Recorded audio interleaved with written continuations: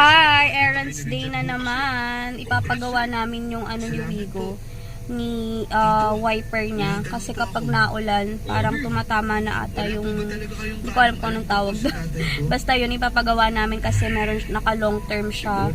4 days rent. So, ayun, kailangan namin ipa-check si Wigo and then ipagawa yung mga kailangan ipagawa para naman pag naibigay sa renter is hindi siya maaabala.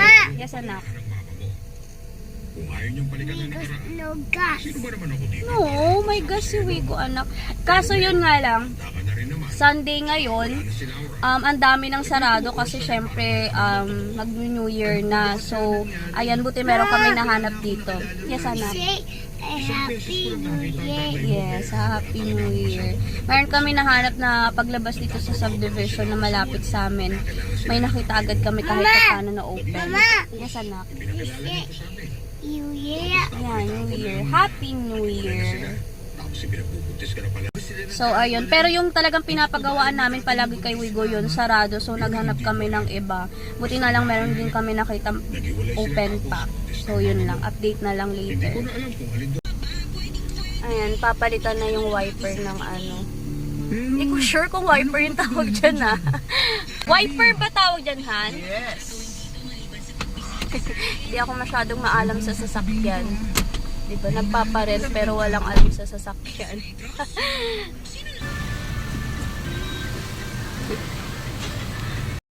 DJs na sina Papa Ace, Papa Ding, Lady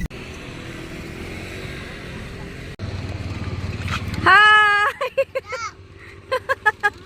Po! Oh, meron pa dyan isa. Ganap lang kami ng pwede ma-parking ano. Give it to ate. Bigyan mo kay ate. Yung pwedeng kainan. Bumili lang kami ng ano, na nagtitinda kasi ng tugo. Ay, mare.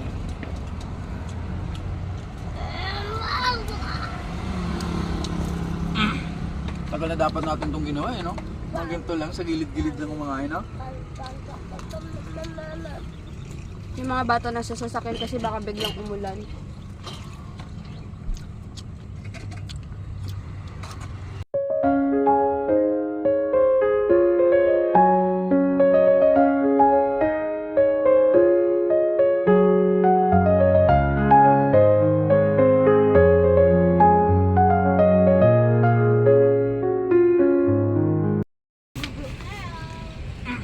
Prince, anak. Say hi. Nak. Hi. Oh, malaglag ka. Just sit down, anak. Sit down. Just sit down. Oh, ayun, nandito na kami sa may Cavitex kasi magpapakabit naman kami ng Easy Trip. Actually, meron naman ng Easy Trip talaga noon pa si Wigo. Ang kaso mo lang kasi merong isang renter na salbahe na hindi namin alam paano. No, it's not you. What? Sabi ko renter. ate? No, She's gonna renter.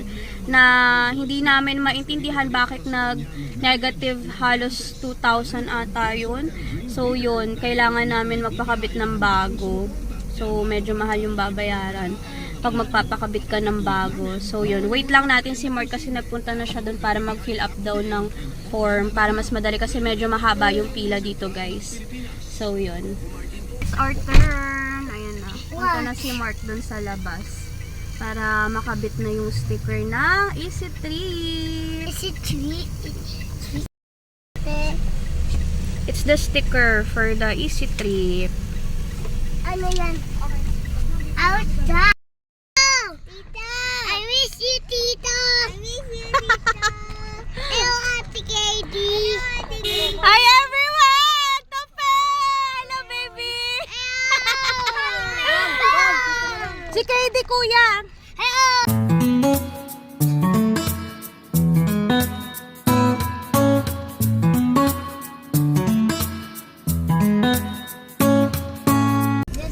So, hi everyone! Another errands day na naman. Hindi na matapos-tapos. Ganito ata talaga kapag adult ka na.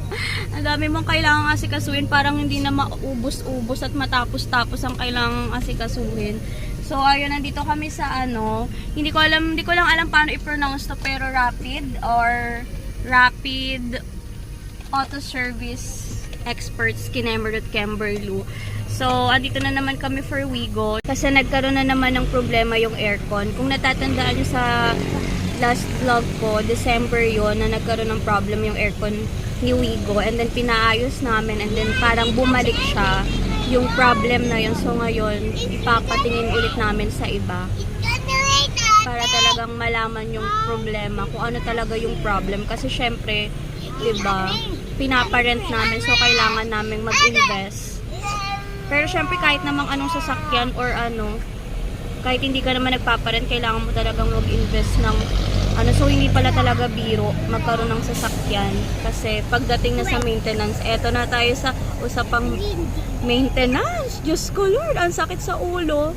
Ang sakit na sa ulo, ang sakit pa sa bulsa. My goodness! Bakit ba namin pinasok to? Charis. So, yan lang. Update na lang later.